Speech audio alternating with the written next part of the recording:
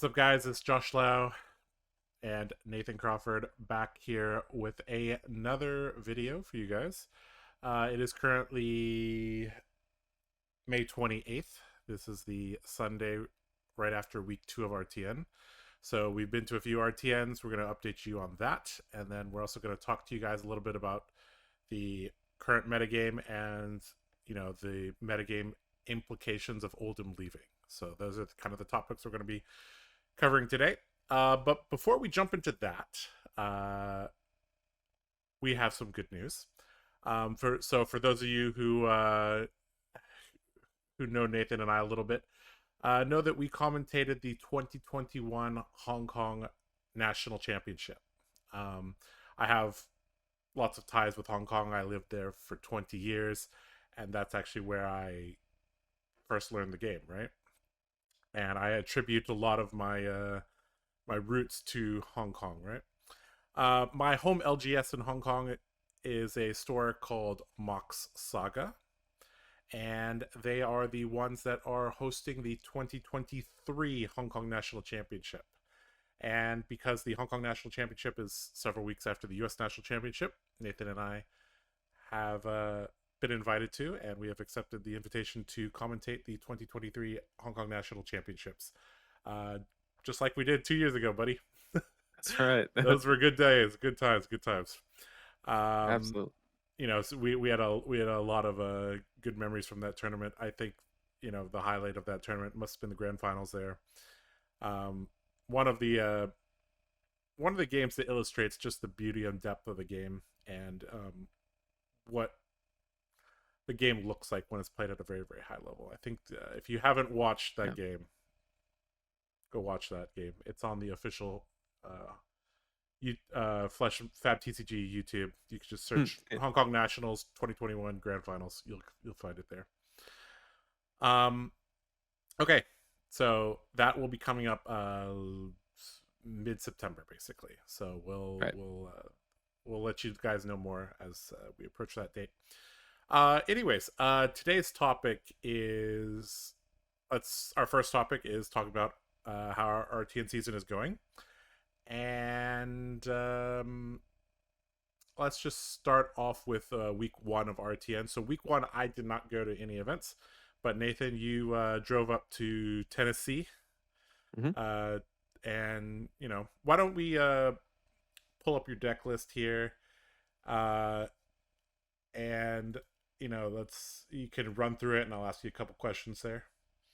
So so for the deck list, nothing too crazy.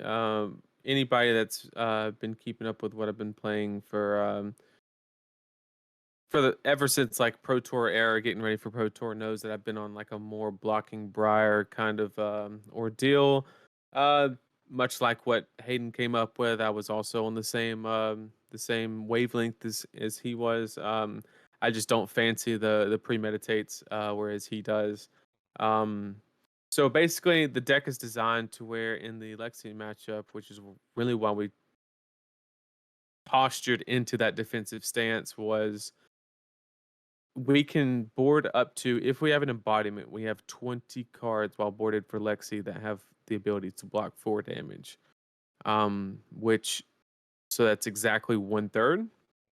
And the other third is 0 for 4s, and then everything in the middle, right? Which allows us to play a very flexible game plan. If they try to take a step back, we can set up, or we can, push a lot harder than, say, a deck like Oldhim can. We're much more explosive if they try to pitch stack a Rain Razors and 3 of a kind. As far as something, go ahead. I was gonna say breakpoints are really, really, really backbreaking against Lexi because she does not have any armor that she can basically give you. Absolutely. So you're basically all these 0 for 4s are basically saying 0 for 4, give me an embodiment. Right, and it's just like every turn is block with 3 cards, 0 for 4, block with 3 cards, 0 for 4, and then the second they do something like inefficient in efforts to set up, you say, okay, Red Earthlore Surge, Scar, go again, 2 and 2. Like, it's very explosive out of nowhere, a lot of value. And this is a strategy that you could implement in not just the Lexi matchup. You can also take in more defensive stance and just send back an attack or two, waiting for the right cards to line up, right? Right. That's Mm-hmm. basically the strategy that I use against like Fi and other decks is Mm-hmm. because if you go into a race, you're basically if you engage with them in agreeing to race, you basically sometimes it can come down to whether you get to the Channel Mount Heroic or you don't, right? Right. So I like to play the value game to create runway to get to said Channel Mount Heroic. Mm-hmm. Um, Makes sense. however, that's always not the case. Yeah, you only have That's a three little copies of your key card here. it's a little sneak peek to my Yeah. second Mm-hmm. RTN. Okay. um, All right. but yeah, we can go and get to the first one if you want. Sure. Yeah. Let's talk about your first RTN. So, uh, roughly how many people showed up, and what was the format of the tournament, and what was the metagame, and then we'll talk about the Um, rounds. yeah, so meta it was pretty standard. A lot of Dromai, Lexi, Oldham, right? As Okay. expected. Mm-hmm. No surprises. There were sprinkles of Azalea and Azuri and other heroes and some Runeblade, but like Mm-hmm. it's what everybody expected the first week. Sure. One more thing on the list. Okay. Before we get into that, Crown of Seeds is probably like the spiciest card in the list, and the reason that I'm using that is, um, it's actually for Azuri, and what I'm doing is I'm operating on a 3-turn cycle. So everybody that plays against Azuri, they're like, oh yeah, don't Arsenal, but Briar gets a lot of her power from arsenaling, Mm-hmm. and so you kind of don't want to do that. So I put in Crown of Seeds into the list to operate on a 3-turn cycle where I don't Arsenal once Tunic counters live. I then go to Arsenal, and then if they flash in the CNC or the Leave No Witnesses, I just Tunic counter Crown and go about my day. And that also helps to negate things like even like surgical extraction. Like, let's say you're blocking 3 against 3. Right.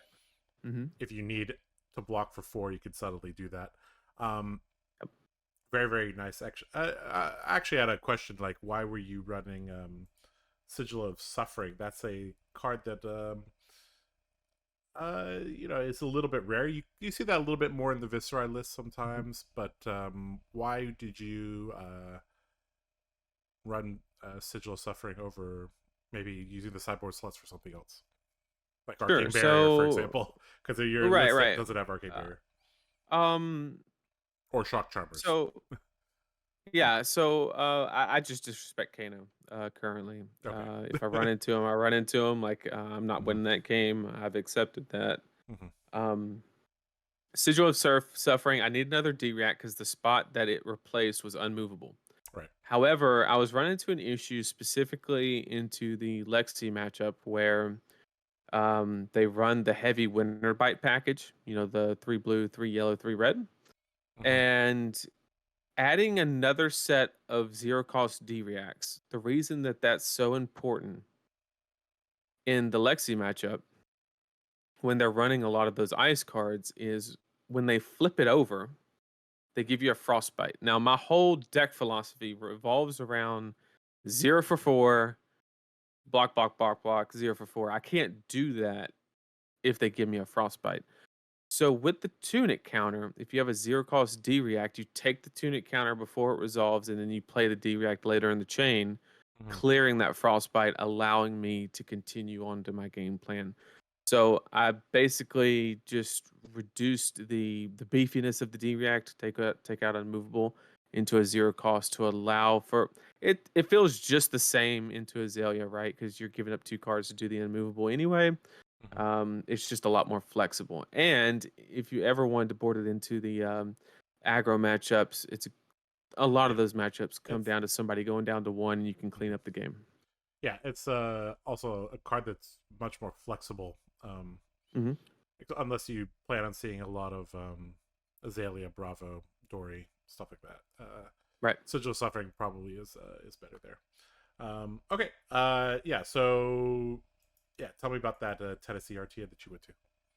Yep. So, like I said, meta was normal. Hmm. Dromai, Oldham, Lexi, nothing exciting.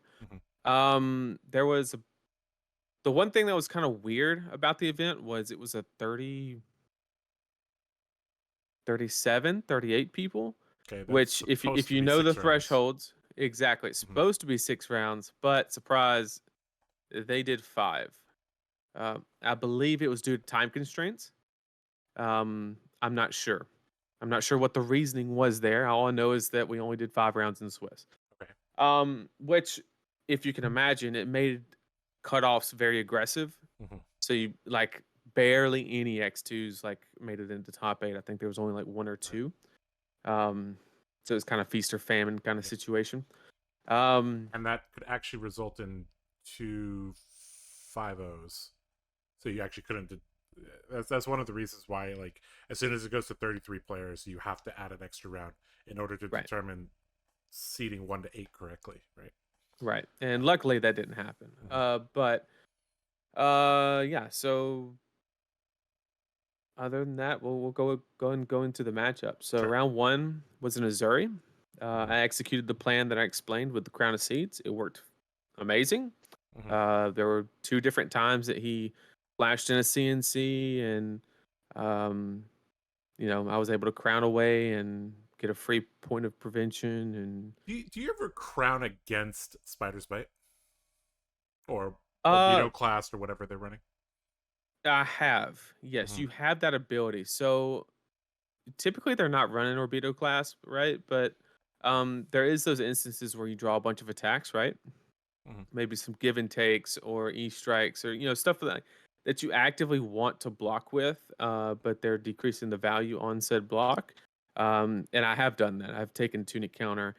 Unless it's an emergency situation, I typically never activate the crown of seeds unless I have tunic counter.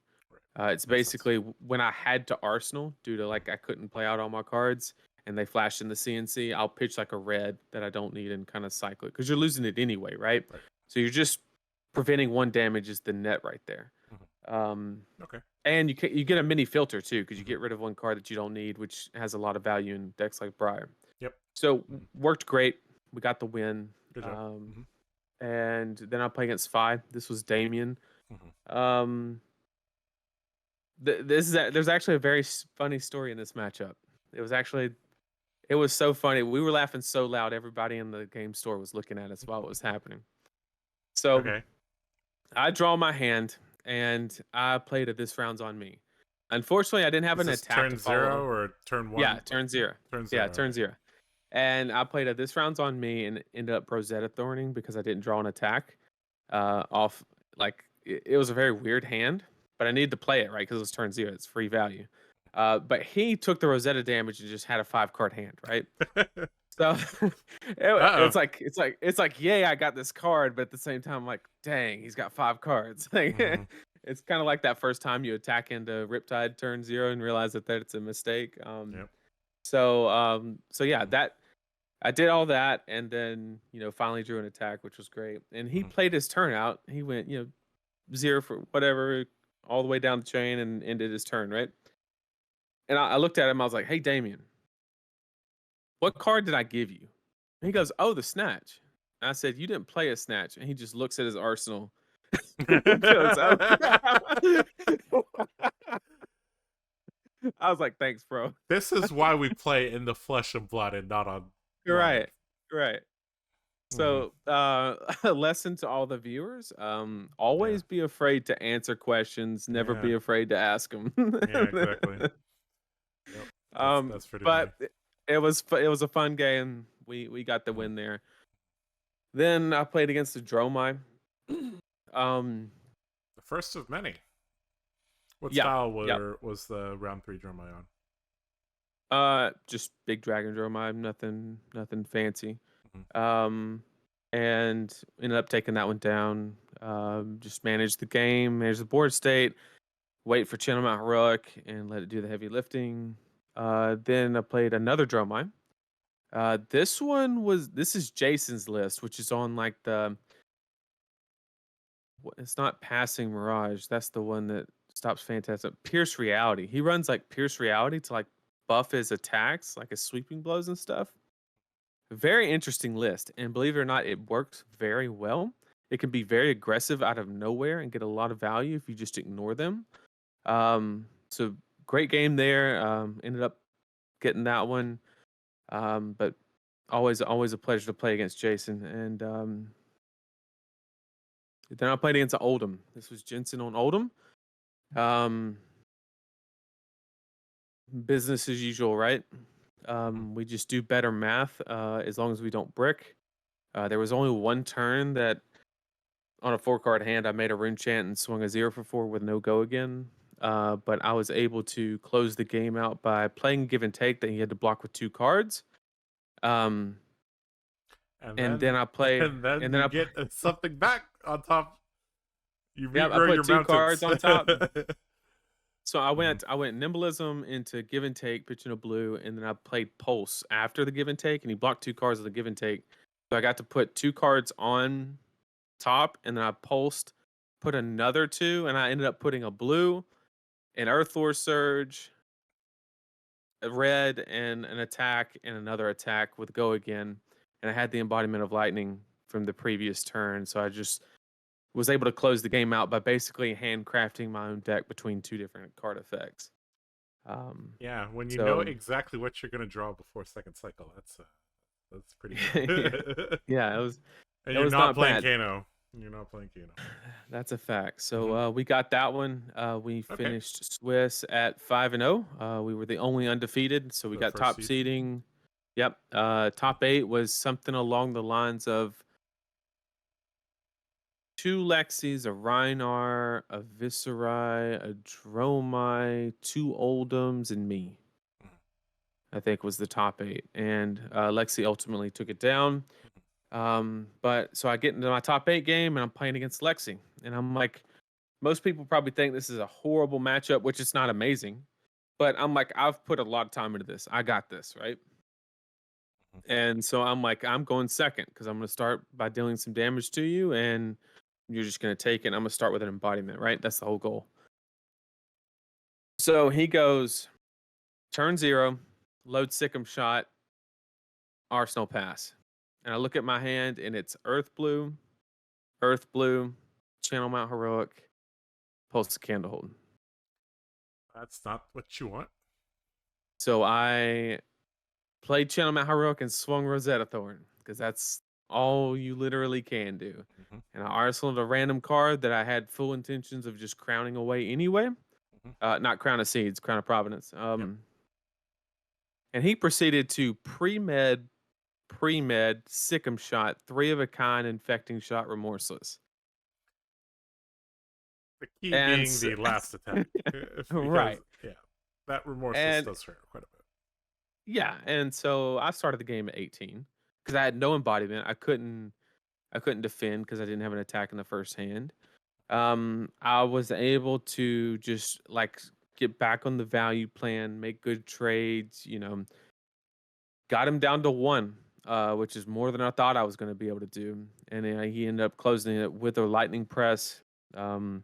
It's been recorded somewhere. I'm going to put it in our Discord when I find the recording somewhere, but I basically went through I mapped out every possible angle, and I just knew that he had the press or the rain razors at that turn. But I tanked for like 4 minutes, but I was like, wait a second, if he has it, then he just banks it and kills me the next turn, so I can't play around it because he was at 1 with no AB, so I just had to hold a blue and take him out. And he had the lightning press, so we went undefeated for no reason, basically, as far as invite's concerned. Yeah, that sounds kind of sad. That is a difference between so Briar, the way you play Briar is kind of mid-rangey. The way I play Dory is mid-rangey as well. Is when you don't have an embodiment, your hand can sometimes block for 8, right? Whereas Dory is always going to be blocking for 12, and that's right. So bricking as Briar obviously hurts a lot more than bricking as Dory, because if you brick and you don't have an embodiment, things can get really really bad, especially against Lexi. It sounds like that's a matchup that's really tempo dependent as well, right? That's like that's why you really want to go second in that matchup. And basically, if they get a big turnoff as Lexi, I think, and you don't have an embodiment, just like you said, that's when you take like at least 15 damage, possibly more, depending on how many cards you block with. So Right. Absolutely. And then when you fall 15 life behind in essentially a racing matchup, that's really hard to overcome. Yeah. Especially the current configurations of Lexi are pretty stable. They can brick, but bricking as Lexi is not as common as before. Okay. Right. Well, that kind of wraps up week 1, which was about what is it, 9 days ago. Okay. So then we both went to Dragon's Horde, Games of Collectibles, and at that RTN, there were a lot of Fi. There were several Dromai. There were quite a few Oldhim as well. Of note, there were only one Lexi there, one Azuri, one Viscerai. There were several Briar, and there was a Dorinthia. Spoiler alert, it was me. And yeah, so this RTN looked a little bit more polarizing, right? Like it was like you either played against an aggro deck or you played against Oldhim, right? Or you played against Dromai, right? But basically, you had most of your matchups, Fi, Briar, Viscerai, Lexi, in one pile, Oldhim, Dromai, kind of in another pile, right? Okay, so how did your week 2 RTN go? This was I think 24-person tournament. So that sounds about right. Yeah, a little bit smaller than the other one. So once again, 5 rounds. First round was a Dromai, and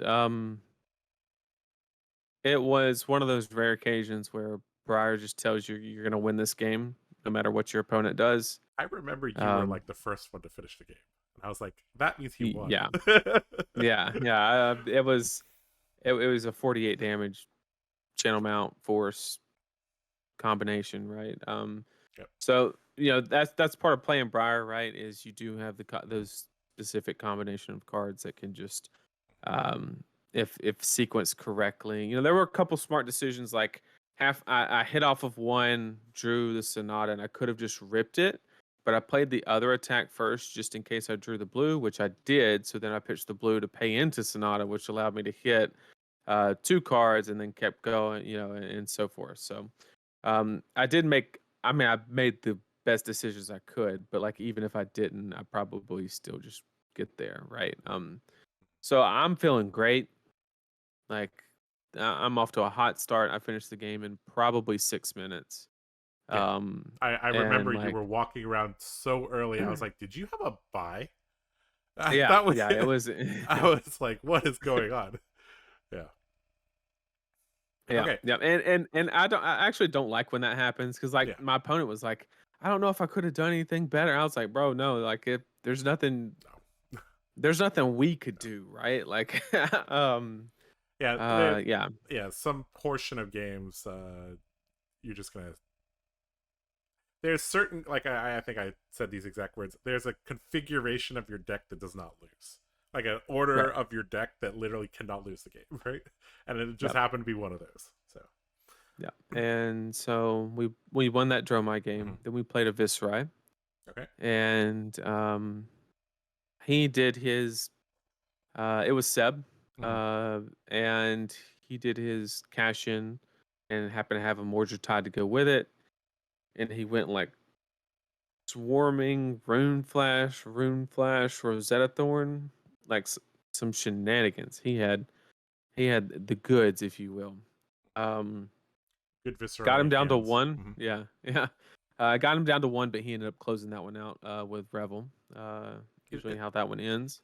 Is that a matchup where you would run the Sigil of Suffering? Yes, I ran all 3 and didn't see one. Oh. And he Okay. he actually went down to 1, Yeah, and that's why I all I asked had about to that. all I had to Yeah. do was draw it, and I would have been Mhm. home free home. Yep. And I later told that because he had the option to block with his creepers and stay at 2, Mhm. and he chose not to. And Yep. That was a. yeah, He didn't I, know your deck configuration, but as a Runeblade player, yeah, he should know that that card exists, right? Yeah. yeah. He tried to use the preconcept, like just previous knowledge of me and the decks that I typically play, and I've never run Sigil of Suffering really before. Yeah, it's I a did a pretty rare couple card. times, just kind of playing with it. Hmm. But for this turn, and that's why you can't always assume that something doesn't exist because you have a good idea. Yes. People make Yes. changes, and If that happens. yeah, as a little bit of spoiler, like if I asked Nathan to name a card in my deck, he would be like, Yeah, "Out for Blood's in your deck, right?" I'm right. like, Uh, yeah. Okay. Anyways, that's it. so that one was a loss. How about your round 3? Yep. Round 3 was fine. Mhm. And just like Fist can go cash in Mordred, Fi can go Spreading Spreading Flames, Art Flame of Art of War. War. Yep. Yeah, And and deal so 30 that's something damage. Yep. it. Not only that, but it was like the nuts, right? Like it was Bran with Cinderclaw, Flame Call Awakening. So he basically gets the free banish because he banishes the Phoenix Flame. Mhm. Then goes uh Blaze headlong into Lava Vein Loyalty, or the Spreading Flames, then Lava Vein Loyalty for an extra 2, and then Blaze headlong, Phoenix Flame, Salt the Wound. I mean, it was just it was the nuts. And I also got him down to 1 life. There was actually a very interesting point that the game got to. And the game got to, I blocked all the way down to 1 blue card, and he was at 1 life. So he was running Tide Flippers, and he won the game because he did. Because I took, Interesting. Hmm. yeah, I took damage and kept the blue because he went down to 1, and I pitched, made a rune chant, swung Rosetta. So that obviously gets 2 cards, right? Because he's got to pitch and then block. So it leaves him with 2 cards. Well, the best 2-card rotation Fi can present usually is like a 0 for 3, pitch a blue, Ember Blade, Phoenix Flame for 1, which for me is 3 block, any block, right? Which And then gives you I one hold the card. blue, Mhm. and then so we did that rotation like 3 times. Okay. Kind of like a So, stalemate situation for a while. right. I Hmm. always drew a blue. He always drew a blue in a starter, and we just did that like 3 times. Hmm. And I was sitting there. I was like, bro, how does this game end? And I draw my hand, and it's all 2 blocks. I was like, oh, That's how it ends. this is how it ends. I was like, oh no. And so we lost that Right. one. Dang. I am So very, yeah, very spread. allergic to 2 blocks. Yeah, So yeah, much so that I don't even include any of them, even the ones that yeah. are fringe like Blade Flash and Cash In and all that. Okay, so that's not a great start. But how'd your round 4 go? Oh, and also a side note, just to keep the story going, right? Hmm. So I told you about the round 1. Just I had the nuts, right? Of Force of Nature, Channel Mount Heroic. Well, I did not resolve a single Channel Mount Heroic over the next 2 games, right? The Oh, Vis and the Viscera. So no Channel Mount Heroic. I think in still one could of the get them to a 1. games, That's pretty yeah, impressive. Yeah. in one of the games I saw it when I was at very low life and had to block with it. Hmm. But did not resolve one in any way. Yep. Then we go to another Dromai match. Okay. Nothing particular like happened. Nothing exciting. Hmm. I did not see a Channel Mount Heroic. In fact, I'll take it one step further. I think this is the first time I've ever resolved all 3 Tome of Harvest And 0. and never saw Channel Mount. I drew 9 extra cards against a Dromai, which is not a quick match, Yep. right? Like I'm So you saw clearing like 40 board cards, something like that. at least. I Uh-huh. mean, and I did not see a single Channel Mount Heroic. But we got there. We won that match. Hmm. So now I'm 2-2. I have to win the Hmm. last one to have a shot. I get paired against Olivia. And when I say both of our decks, like we sat down and agreed to play a game of Flesh and Blood, but our decks were like, we're gonna make them like stumble a lot. Like they just Was he this a wasn't like claw build or a Meta-X build? it was claw. So he's trying Okay. to like rush me down, big Mhm. damage value kind of Okay. thing. And like he didn't have like anything like bad to the point to where like he rolled a 1 on scabbies or anything, but Mhm. like just You weren't the, attacking him enough for him to dump cards into his graveyard. it was that bad. Like the reason that I ran away with the game was I was like, I'm gonna try something new, and I threw all the D reacts and 4 blocks in, and I was Mhm. like, I'm just gonna like let him kill himself by like blood debt, and I'm just Mhm. gonna like block 4 everything, right? Yeah, because if you're only And sending one attack at him, that means only one card's going into the graveyard. So if he starts right, his blood debt clock too quickly, he actually runs right, out of things to banish, right? right, and so he goes, so I put a sigil in Arsenal, and of course he's not running the AB. Levy doesn't run AB against Briar, and he says, okay, here's a blood rush bellow into pulping for 8, dominate.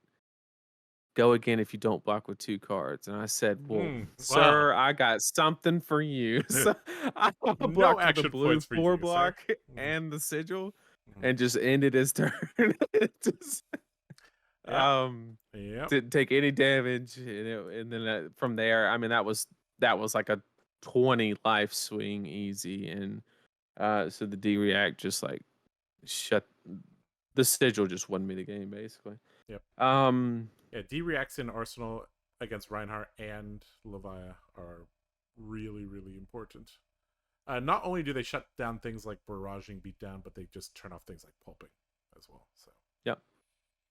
So um, I ended up taking that one down, obviously, because shutting down the mm-hmm. Blood Rush Bellow turn is really good. But Yep. you guessed it. I also did not see Channel CMH. Mount Heroic. Mm-hmm.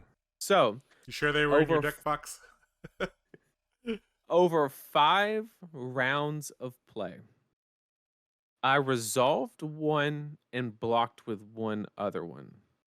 Out of 5 rounds of CC, 2 were quick matches, 3 were longer matches. And uh I don't know if like if I forgot to pay my direct TV bill or something and they just canceled my channel package. I don't know Uh-huh. what happened, but they just were not anywhere. I mean I had to look up on my phone. I forgot what the art looked like. It had been so long since I'd seen one. Did it have So any red in it or blue in it? I I was think it's like I blue mean mountains with like some green. I can't remember. Snow um on them. I can't remember. yeah, but I mean I was at the end of the day, I played very well. Just the fact that without channel, I could go essentially taking out the first game because that was just basically a free win. But I basically went 2-2 with both of the losses coming down to literally a single life, and me not drawing any of the 3 sigils in my deck. Um, putting so putting people to one is actually uh, I think we've talked about this before, is that a lot of games end at one life as well, mhm, because going down to one often means you kept a hand that either deterministically gives you a win or gives you so much tempo that you basically do whatever your classes if Kadachi lock is, right? mhm, So that's actually one of the most dangerous places to put a good player, is down to one. It's like, yep. oh. And I actually made a mistake because just like Seb said, "Oh, he's not running sigil." When I played against Kyle, that was the five player Mhm. that I played against. The last time I played against him was last ProQuest season, and I remember that in our match he ran Tide Flippers. So originally, I do like to run Sigil of Suffering into 5, but I knew for a fact he was going to run Tide Flippers, so I was like, "I'll take it out." But that was so wrong because it's not like Fi just has resources laying around, right? Like he operates on a very tight curve. Like the only time that he ever does he has a resource is if he has two zero cost starters, basically.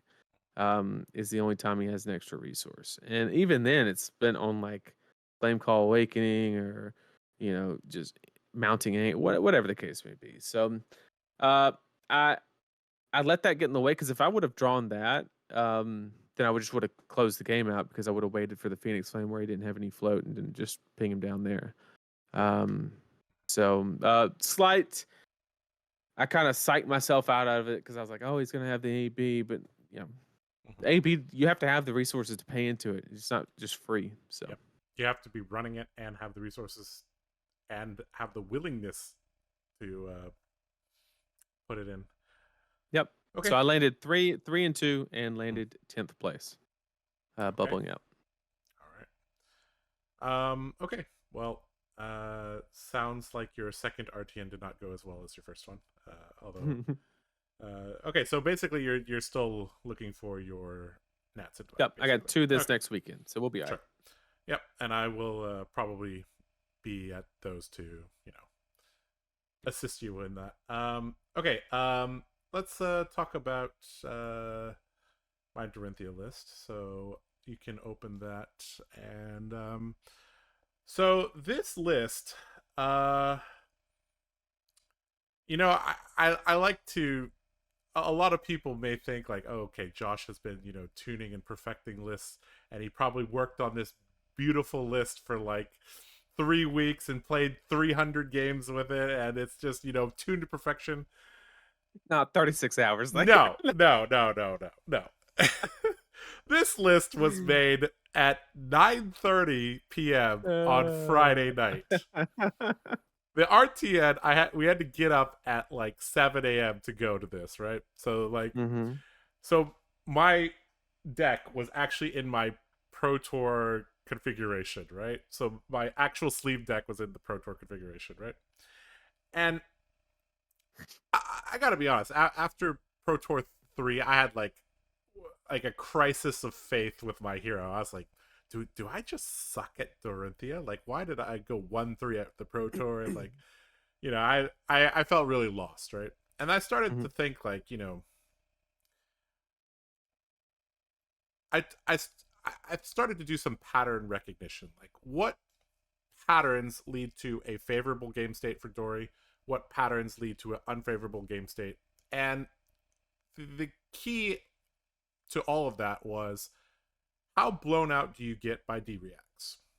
And because this is a format where people are running sync blows in basically all their lists, right? And Mm-hmm. it's not uncommon to see fate for scenes. You could see some unmovables. The Oldims are running staunch responses. Um, so basically, how blown out do you get by sync blow? And Right. I was like, okay, you get blown up by sync blow when you play one cast attack reacts, because Mm-hmm. you have to keep an extra card unless you have Tunic to maintain pressure, right? And Mm-hmm. so the this list basically was, okay. Let's a little bit more background information. I When I learned the game through Blitz, right? This was Crucible of War meta. Um, Before Monarch came out, I learned the game playing Blitz, right? And in Blitz, people rarely have defense reactions. The only D react that was common then was Flick Flack in Ira, right? Mm-hmm. Um, and so when a format has low amounts of D reacts, having any and lower life totals, things like Out for Blood, Stroke of Foresight, Puncture, these are good cards in that format, right? But in Classic Constructed, because of the sideboard and the prevalence of Sync Blow and just, the threat of like the it's cooled down a little bit, the Azalea threat, but it's still in the back of people's minds that Azalea could be there, right? So that it's not uncommon to see unmovables in people's lists. um, and basically, when I moved to CC, I basically just took my Blitz list and made it 3 ofs just to start, right? Because I had no experience with CC, I didn't know what I was doing, right? And there's a lot of assumptions that what when you play a deck so much, you just like, well, of course I play Steelblade Supremacy in my deck. It's like, of Right. course I Mm-hmm. play Out for Blood in my deck. Of course I play Glint the Quicksilver, right? But there are a lot of cards that you either accept or reject too quickly, I think. And Yep. there you could get into a mindset where you're like, well, yeah, I obviously play this, or I obviously don't play this, right? And Mm-hmm. the more and more and more games you play, the more and more that gets reinforced, which is bad, right? So I was there at 9:30 p.m. and I was like, I'm gonna try something different. I'm gonna let me see if I can build a deck that utilizes some weird cards and has a like from a game design perspective. I was like, okay, let me go back to the very first set. I pulled up the WTR set. I was like, what did the game designers want you to do or design Dorinthia to do, right? So if Mm-hmm. you read her hero card, it's right there behind me. Once per turn effect, whatever weapon hits, you may attack an additional time with that weapon, right? And Yep. so the objective of this deck list is you have a lot of go again and you have a lot of pumps, but they are particular pumps. They're either Iron Song response or overpower. Iron Song response being energy efficient, overpower being resource efficient. And the beautiful thing is yellow overpower comes in for how much? 5. 5. And how That's right. how much do D-Reacts in this game block for? 4. 4. The face of my opponents when this whole weekend they like read yellow overpower, they're like, huh, okay. Yeah. Or how much is this over by now? I'm like, it's over by 5. And they look at their hand and like, Huh. okay, I take 5. Yep. Yep. And a lot of the value from Dorinthia comes from hitting twice, right? So if you're Mm. not hitting twice, if you're not getting counters on your weapon, you're not doing it right. So this deck list is basically back to basics, right? We're going to present go again. We're going to attack, and we're gonna either be very efficient with Iron Song response, which means we blocked with our 4th card, or if we can deploy an E-Pot or we get into a 5-card situation, we guarantee our hit with overpower. Unless Mm-hmm. they literally overblock it and have a D-React. Which, Okay. who does that, right? People, when they have a D-React, they block 6 on 6, right? Right. So yeah, that was kind of the idea of the deck, and I was just like, I played 3 games on Talishar, and I was like, this deck feels very, very consistent, very, very smooth, and I immediately recognized, oh, okay, this is just strong. So Right. and I have all my warrior cards in a binder, so I was just like, all right, let's just try it, and sleeved it up, brought it to the brought it over there, and let me tell you how it went. I for those of you who want an in-depth deck tech, I will be recording that. It should be out within 24 hours of this video, basically. Yeah, the first time I saw it, I couldn't tell whether I was looking at a Prism or Rhinar list. Mm-hmm. I've never seen so many yellows. I In a think Dory other than list. those, I think other than Rhinar and Prism, I Mm-hmm. don't think I've seen this many yellows. Mm-hmm. I mean, can you name one? Can you name a single A yellow-based deck? art? No, like Well, I wouldn't say it's a yellow based deck, but I mean, like. you're running 16 here, and I've never seen Mm-hmm. off that, right? Like Yep. it's just a lot of yellow cards. I mean, Azuri runs some yellow, but like Mm-hmm. not that much. Not anywhere near that. The key is that you want the effects of Warrior's Valor, Iron Song Response, and Overpower. Having Right. effectively 5 copies of Iron Song Response that you want to play. Obviously, I'm not counting the blues here. So having 5 copies of Iron Song Response and 5 copies of Overpower mean that within 1 or 2 turn cycles, you often just get to a hand that just works. Mm-hmm. And running Rainbow Valor also just presents so much pressure off of, like, there's a mindset that I had to kind of get out of, where it's like I used to have that mindset of I have to set up my Dorinthia turns so that no matter what they do, I can Mm-hmm. get through. Right. That's okay, but the better way to think of it is if they want to keep their hand, does this hand like operate well? And if they don't want to Right. keep their hand, does this hand operate well? Right. And sometimes literally you could have no cards in hand, or sorry, no cards in arsenal, just a blue and a warrior's valor, and you could present that to them, and then they're like, oh, it's basically a combustible courier question, right? It's like, do I Right. want to take 6 or 9? And Mm-hmm. oftentimes decks that don't block well, they don't have a lot of armor, then they might even have to give 3 cards to block 6, right? So um a lot of the concepts for Dory is like understanding your opponent's game plan and their defensive options, what armor are they likely to present, Mm-hmm. and the block value of their deck. And like sharpened steel is the ultimate punish against decks that don't run 3 blocks, because Right. as soon as you go red warriors valor sharpened steel swing for It's the 9, whole hand. it's Yep. the whole It's the whole hand. hand. For you traded 3 cards for their 4 cards. Yep. Like sharpened steel is actually a card that I really love, but I've always like kind of abandoned. I was like, this is like, it's just boring and fair, but it's actually good. So Right. run it. Well, Yeah.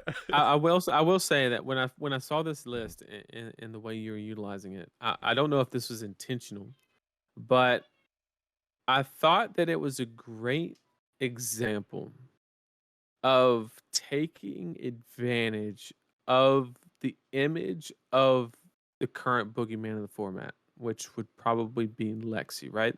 So when Lexi started to dominate the format, especially on like the not the highest level, because then you could argue at the highest level the boogeyman's probably Oldham, but definitely at like the RTN level, I would say the boogeyman would be Lexi. Um, Everybody has built their deck in a way to where they kind of want to block sometimes, right? Um, like not I would say Fi is probably that exception. But like in maybe Viscera, but every other deck has As like added slightly more defensive. Yeah. right. They've just gone more defensive, right? And so, well, what does that matter is the big question. But like what that results in is you now sit across from somebody like Josh that's presenting Dory to you, and you're like, wow, last time I played this match, I had no D reacts. Now I have 4 or 5, you know? And what do? You're gonna throw them bad boys in there. You still don't know how to block against her, but now you got D reacts, right? Like, and so what that does is the way you've built the deck is it encourages people to utilize those tools, but you have built in the tools. So you've essentially taken advantage of the image and how the meta had to adjust, which resulted in basically a counter, if you will. Yeah. And if you trade an Iron Song response for Sink Below, Good deal. perfect. I have way more reacts than you have D reacts. Yep. If I play an overpower, your Sink Below is not going to get you out of that situation. Right. And if you overblock, that's fine. I'll go to a 5-card hand, and with 28 sources of Go Again, I'm going to present the same problem to you next turn. So it's Right. not it's not like you could just kind of block me out and wait for me to brick. This deck is very consistent in what it's doing. It has Go Again. It has a very, very stable mana base. Like you don't draw 4 reds very often when you run this many yellows. Right. And you notice it, for those of you who are really, really astute, you'll notice like I don't have blue shunt, I don't have heart offendal here. My whole main board, 53 main board, all block for 3. Unconditionally block for 3, right? So obviously, things like Iron Song Pride, Epot, and all that, the Red's Shunt, those are, situational cards. I actually want to talk about how, I guess I'll go way more in depth on the actual deck tech, but this is the first deck that I built where the sideboarding is radically different going first or second. Cards like Iron Song Pride, first or second obviously matters a lot. You want to play them when you go second. You don't want to play them when you go first. Right. E-pot, you want to play them when you go first. If you're going second, you rather have the driving blades in your deck. Iron Song Determination, much better going first, but decent when they don't have armor. The Run Through, this is probably the weakest card in the whole deck, but you want to play that when they don't have high armor, because Right. if you have a blue Run Through and Iron Song response, that turn gets shut down with they just shove their armor in front of it, right? And then it's just a deck that I found, like, because I played against a 5 round 1 and round 2, and I went first and I went second Mhm. in those, and I was like, I want to sideboard like completely differently based on going first or second, and it was like 6 or 7 cards difference. So that was like the first for me. I was like, because the games against fire are so fast that you Mhm. basically have to run 60, right? And then you could get mega punished if you try to play. You go second, you try to play Iron Song Pride on their Right. turn. That could end really badly, right? So you don't want to do that, right? Same thing. You don't want the epots in your deck when you go second against the Fi. So that was Mhm. actually a match where I was like, interesting. That's a it's this is the first deck that I felt like there was a significant change between going first or second. Um, Right. okay. Anyways, let's jump into what happened. Round 1, I played against Fi, and this is this tournament report is actually going to be fairly boring because this deck actually basically just does WTR Dory things, where it says, Right. Right. ah, if I break through this turn, I'm going to get a counter. And if I break through again, I'm going to have 2 counters, and then the game is going to be over. Right. So round 1-5, basically, I ended the game on like 6 dominant counters. Like it just snowballed out of control. And Fi is one of those decks where, so this is a round 1. I won the dice roll. Obviously, in that matchup, you want to go second, right?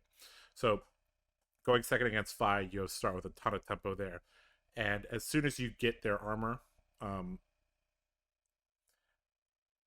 their defensive options basically are gone because their whole deck Right. doesn't block very well. Um, and I think I had a Twinning Blade on a key turn as well. So that like this blowout base, the way you get the 6 counters is they overblock and you twin on a natural go again. You Twinning Blade and hit them twice, right?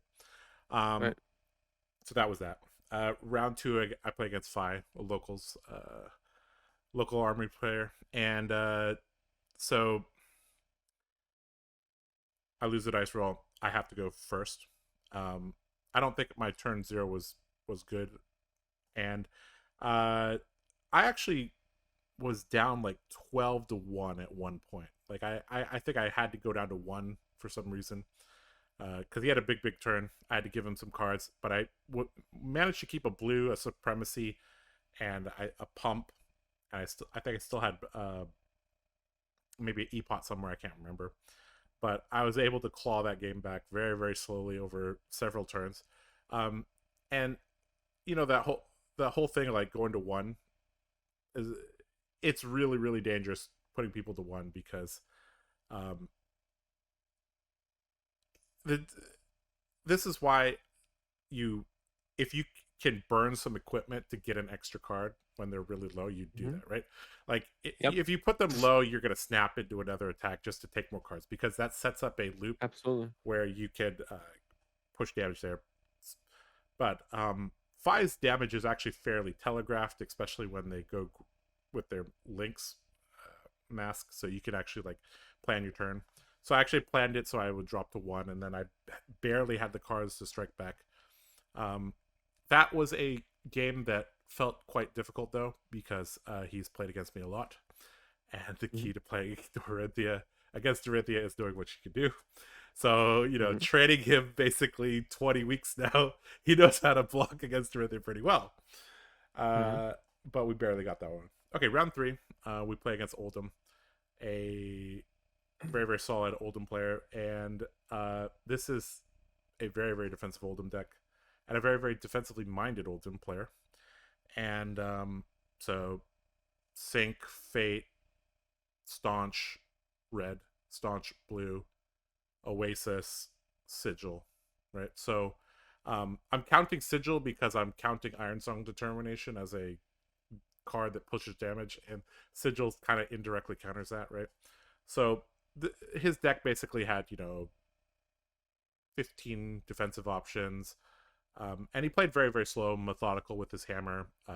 You know, pitched the Spinal Crushes for the second cycle, and I was just bleeding damage left and right. And I couldn't. I think I played that incorrectly because I played with Courage, and I was playing for like a big triple hit, but um, that style is better against the aggressive Oldhim. Like I didn't know what style he was going to be on, right? So I kind of had to guess. So I think if you don't know what style the Oldhim is on, you actually want to be on the Tunic and just play your whole deck. And Mm-hmm. um, the reason why you play your whole deck is basically the first cycle is just a formality. By the end of the first cycle, you should be at 25, they should be at 25. And then the actual game begins because you basically have to deplete their whole deck of defensive options before you can actually go on any meaningful offense. Unless you draw a ridiculous back-to-back turns with overpower. And then they only draw like their four defense reactions. Because if they draw Staunch on a big turn, it just ends, right? So Mm-hmm. so we lose that pretty badly, actually. We lose that like 31-0 or something like that. It took me like 7 or 8 turns to even put him below 40. So that was there. I think I could have played that differently a little bit because I was trying to set up potions and I was trying to like set up a pitch stack with double twinning blade and stuff like that. But I don't think that's actually the correct way to do it. I think the correct way to do it, play your Tunic and just play the first cycle of the game. You don't Right. actually have to set up too much. Just go through the first cycle of the game, deplete their deck of resources, then go for it, right? I was trying to like make big plays with the potions, um, which I don't think is the correct way to do that. Okay, so we lose that.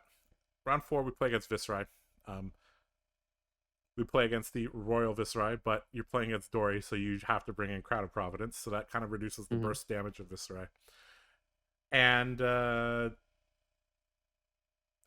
Dory is just so I decided to go first against Viserai. I won the dice roll there, and I think that was correct, even though it does give him tempo. Because my list doesn't have any AB at all. Like same as you, Mm-hmm. I disrespected Kano, and I also Right. disrespected Icelander, and I Mm-hmm. disrespected arcane damage Viserai. Yep. But this very, very similar to Fi. Just as soon as you start breaking through with Dawnblade, like Viserai blocks probably the same level as Fi. Like they have a little bit better armor, I'd say, and a little bit better blocking, but it's the same problem. Is like the deck is designed to present Go Again with Dawnblade, and then you can only no block that twice, Right. and before there becomes big problems, right? So I'm sorry, there's no super interesting Mm. story here. It's just Dawnblade doing Dawnblade things. Yeah. Yeah. Okay, so winning in. So we're at 3-1. Round 5. I have to sit down against top 8 calling Oldhim. And so I was like, okay, this probably is going to go poorly, but we're going to try.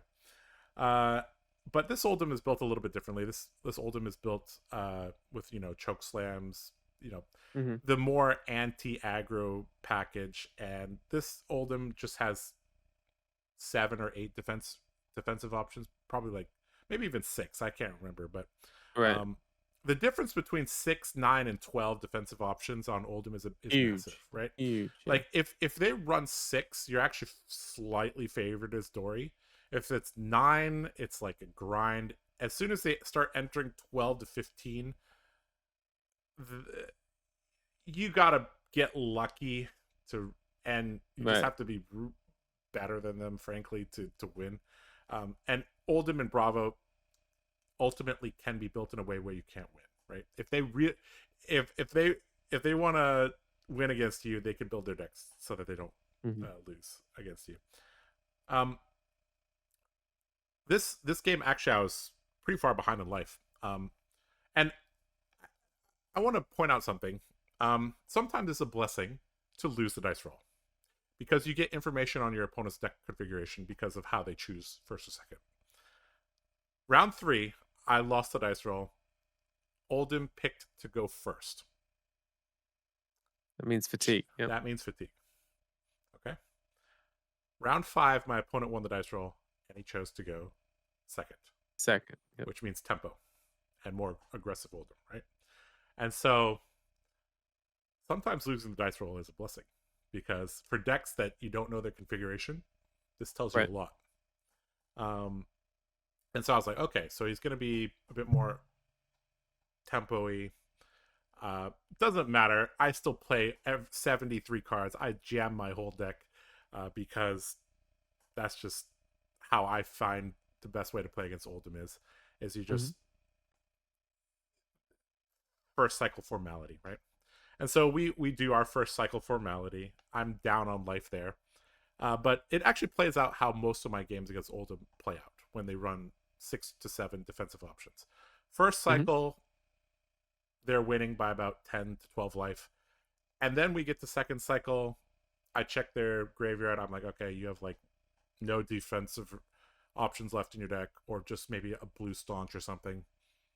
Okay, now is my time to strike, right? And so I would time my offense on the second cycle, and we get there. Okay, so anyways, we go into the top 8, fourth seed, I think, Hmm. and 4-1, and we get paired against a third Oldham. So this is another Oldham I haven't played against. So I I didn't even know this guy's deck configuration either, and I'm fourth seed, he's fifth seed, so I have to choose, right? So I'm like, Hmm. I don't know how his deck is configured. I'm going to learn from my round 3 game, and I'm just going to assume that they're slightly more defensively oriented, and I'm going to choose to go first. So I choose Right. to go first in that matchup. He presents 66, I present 73, so I attack him on turn 0. So I get a couple cards advantage there. And uh, during the mid game, I was basically able to draw like a perfect hand of Valor, Supremacy, Singing Steelblade, a blue, and either Biting Blade or Overpower with the Epot on the field. So I basically draw a perfect hand that I didn't Right. design. And that actually broke through, got him. It broke through so bad it got his armor and him off of a arsenal Oh and wow. all of his cards, right?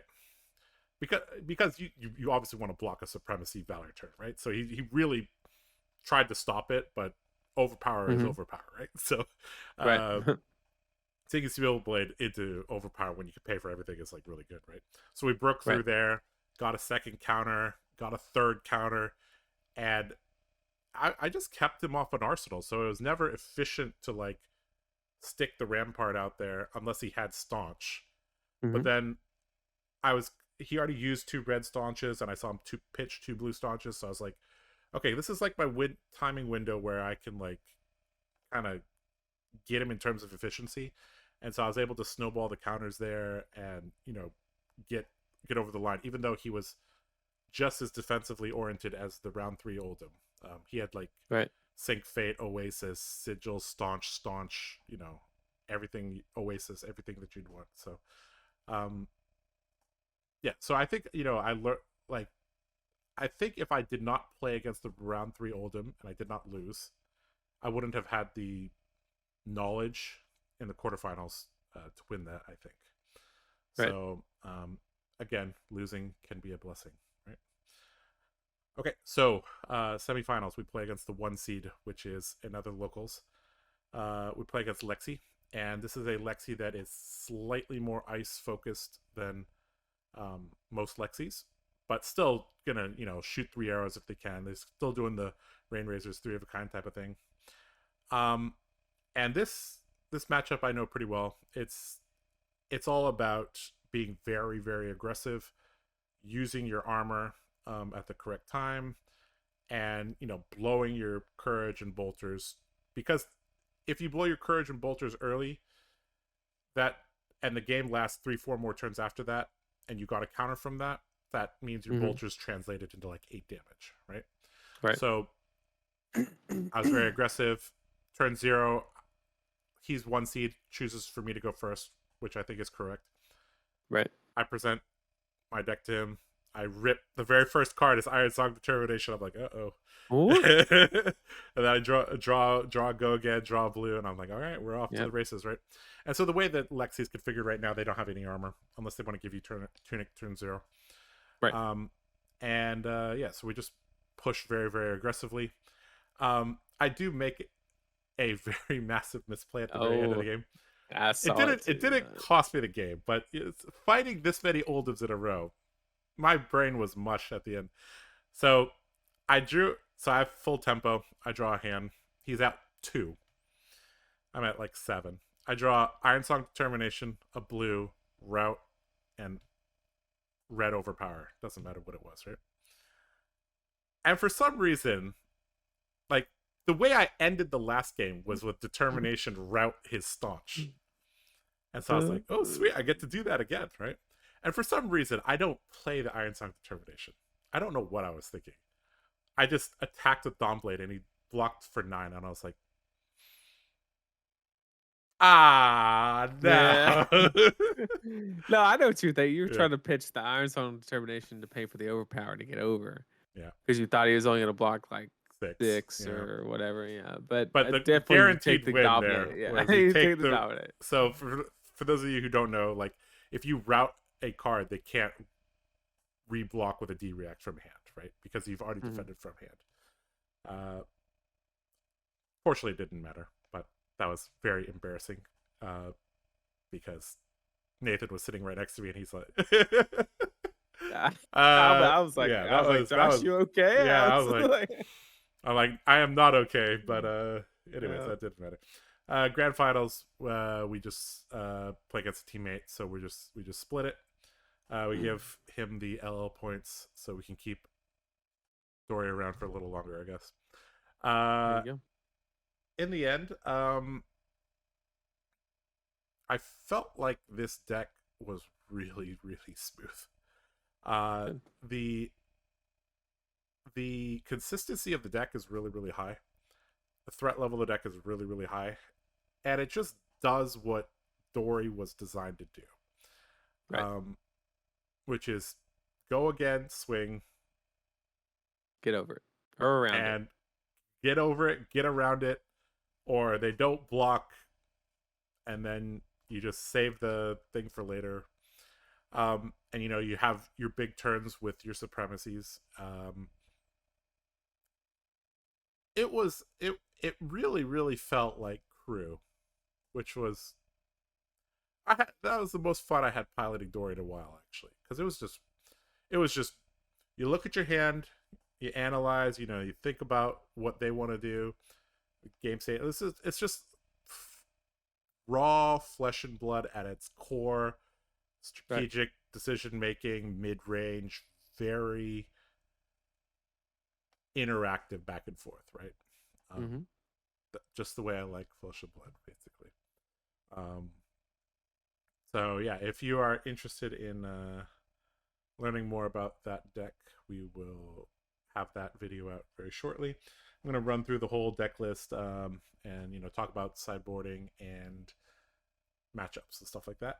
All right, just for the record, I also like very interactive, flesh and blood. But one thing that I like more than that is getting to the bathroom before the rest of the crowd at big events. That is true. So Dory, that's why I like to. Dory against Dromai, Dory against deck. Oldhim. Do take quite a while, so that is sometimes when you're playing a mid-range deck, you have to play against control decks, and then the game goes long.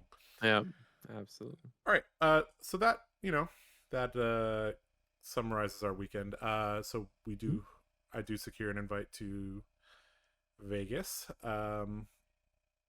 So I guess let's talk about the implications for Oldham reaching LL and Mhm. what we think. Because there's a period of time. So Dusk Till Dawn will effectively be released end of June, I believe, right? So we're kind of in this month period where I mean, there's calling Singapore. I think there might be another calling in Europe. I can't remember. Mhm. Birmingham, right?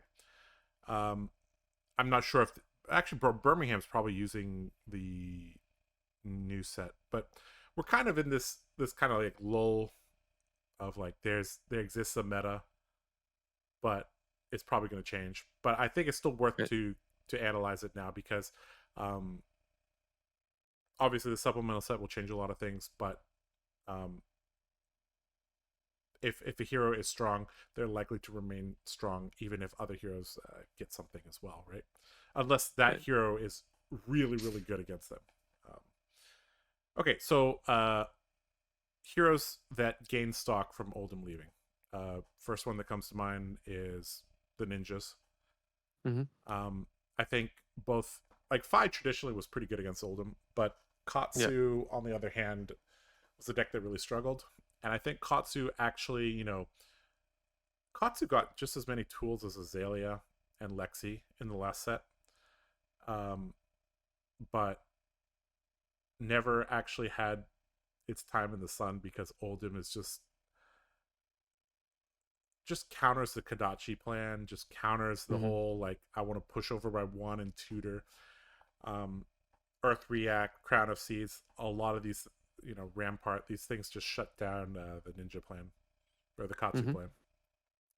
And so I think we're going to see kind of a resurgence of Agro Katsu. I think Agro Katsu is going to be decent. The only thing I'm kind of worried about is that with Oldham leaving, we're likely to see the Lexi decks shift towards ice, more ice, right? So that could be a problem for Katsu.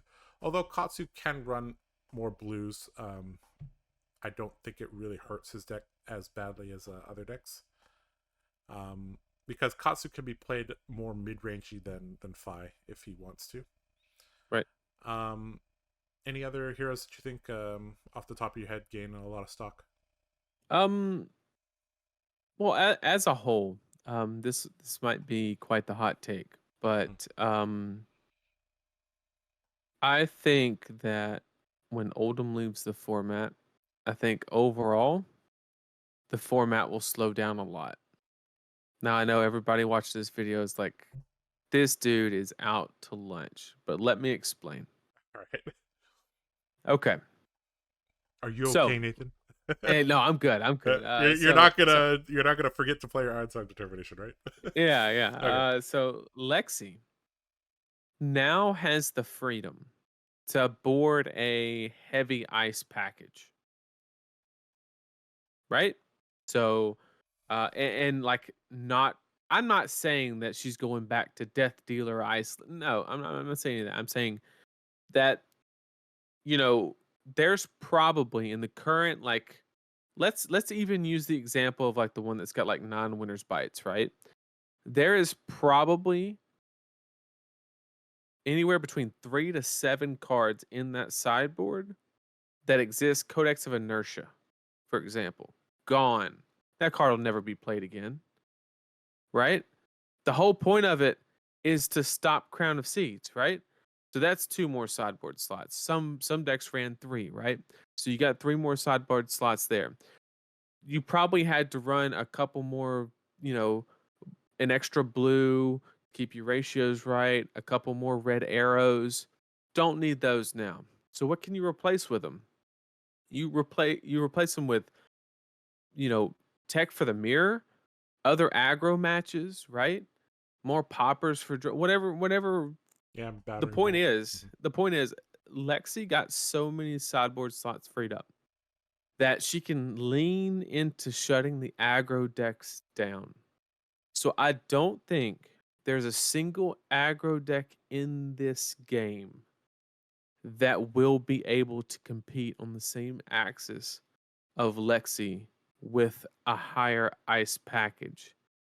Therefore, your Katsus, your Phis, all those decks will have to default to a mid-range to defensive posture, just like I'm doing with my Briar deck. Because Mask of Momentum does not matter when they play a red Arctic Incarceration. Mm-hmm. It just doesn't, right? Like, and not only that, but the whole reason that I went into the defensive posture with Briar was, if no matter how well you played the game, if you were in a racing situation Mm-hmm. and you have all reds and they play Arctic Incarceration, you lose the game Yep.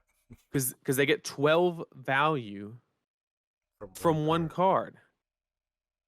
You just can't compete on that axis unless you have a ridiculous amount of blues.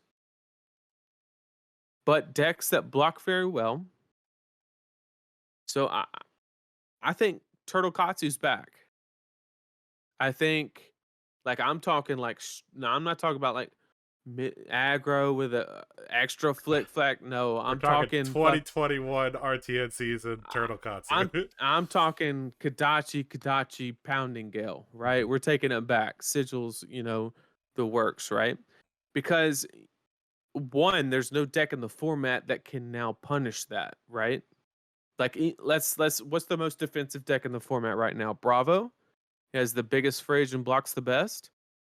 What's he gonna do against a Kadachi? Same thing with Dorinthia. Like, eventually your armor runs out, and then, like, Right. eventually if Bravo his armor runs out, that the Kadachi start being an issue for him. Right. And Defense. you just can't compete with it on a value basis. Mhm. And so I think that the format, unless they hit Lexi in some way, if they hit Lexi in some way, then the format will speed up because there's not one aggro deck that it's like the equivalent of Blue-based aggro decks basically don't exist. The right. closest thing to a blue-based aggro deck is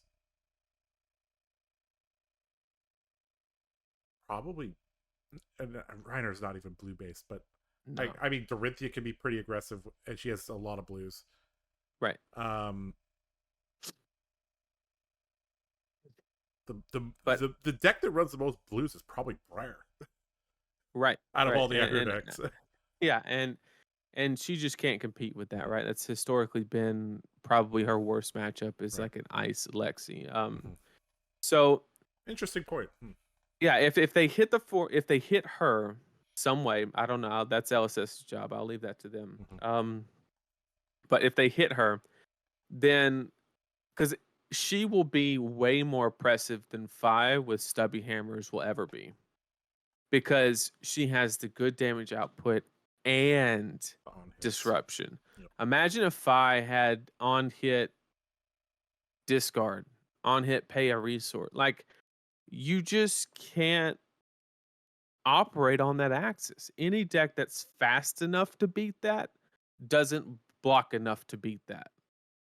And you just can't compete. And so that one deck will just shut every aggro deck out of the format. You'll have Lexi, Azuri, Dromai, and maybe Azalea because she has red in the ledger, but even then you're kind of gambling, right? If you look on Fabry's stats, the worst matchups for Lexi currently are Bravo, Oldhim, Azuri, Dromai, and Dory, and Mm-hmm. for different reasons, right? So none of those are actually traditional aggro decks. They're all blue based, or they're very disruptive, or they're doing something kind of Mm-hmm. weird like Dromai or Dory. Right. Just traditional go face aggro against Lexi is going to Not gonna work. it's not going to work. And I mean, you probably still could play aggro, but you're on a dodge and pray strategy. I mean, yeah, like Yeah. it's gonna be Oldhim Prison bad. Like, Viscera, Briar, if she does an LL by then, Fi will just be like just unless you build like a control Fi that operates on the same basis as Katsu, but you just want like access to Furnace, which is legit. Mm-hmm. And Breaking Point and cards like that. There is a Shuko, legit yeah, argument there. more Like you armor. could literally run a Fi deck that doesn't banish a Phoenix Flame at the beginning of the game, and it'd be perfectly okay. Um, and just basically do the whole Kadachi 1 for 5, threaten draw, run 14 million D reacts, and just turtle up and weather the storm, right? Mm-hmm. But other There, than that, like th- there I is don't see it. a point to be made though that if I think there's a fine line for Lexi on like if they start dropping the amount of arrows, decks like Bravo, Dromai, Dory, like these decks start to be able to fatigue them. Right now, That's they're like a comfortable like 15 damage over being fatigued. right. But it's a very thin line. You add disruption, you might be like 4 or 5 damage short if you But that's what I'm saying mhm, with the sideboard package, mhm, right? They don't need the 6 cards that they needed specifically for Oldham. right. So now they could do exactly what they're doing right now today. The same list, but just have more ice cards in the sideboard to combat the aggro deck. Yeah, So that way they don't have to race anybody. And I makes think sense. that's the biggest threat to the meta. Hence, Hmm. that's why I think the format will actually slow down, which is a bit of a hot take, but I mean, I think it's a good one. But I think Dory's a great winner. She has the fridge, she has a lot of blues. He If the has Lexi a was ever to slip snowball up, problem. yeah, I mean, she's never going to be able to snowball, but at least you ask a question if Lexi ever slips up, kind of like how I'm doing on the Briar strategy. Um, and you just block, right? Like that's going to be the best way to beat that deck Hmm. is just blocking it. And if you could do that, probably fun. Yep. Uh, Dynamos might also become good. That's a card that I think Axis Dory, baby. axes Let's Dory. go. You never know. Okay. Any other? I guess Azuri is another hero that Yep. traditionally had a hard matchup against Oldhim, and Azuri is traditionally good against Lexi, so we should see Azuri coming up. Hmm. Obviously, Dorinthia is very happy that Oldhim is leaving. Um,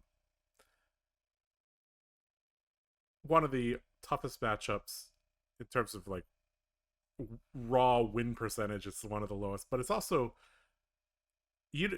as soon as you start having to play like 2 or 3 Oldhims, your brain just goes to mush as Right. Dory because you keep getting shut down again and again and again and again. It kind of demoralizes you, right? Right. So you have to, remain very. You have to keep very determined right? to keep going. So yeah, the ninjas, Azuri, Dory all get better. Dromai also probably gets a little bit better with Oldham leaving.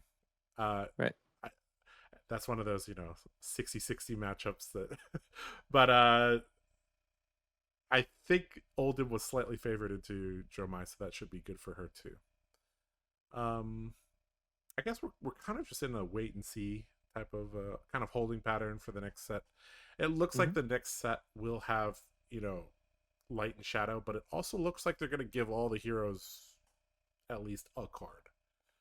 Right. So we've already seen a Dory specialization, a Bravo specialization, a Shiana specialization. So Hmm. I don't know what's going on, but it looks like everybody's gonna get a little bit of something. So that's Yep. nice. Okay, we've been going for a bit over an hour.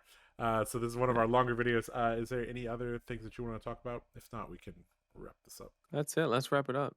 All right.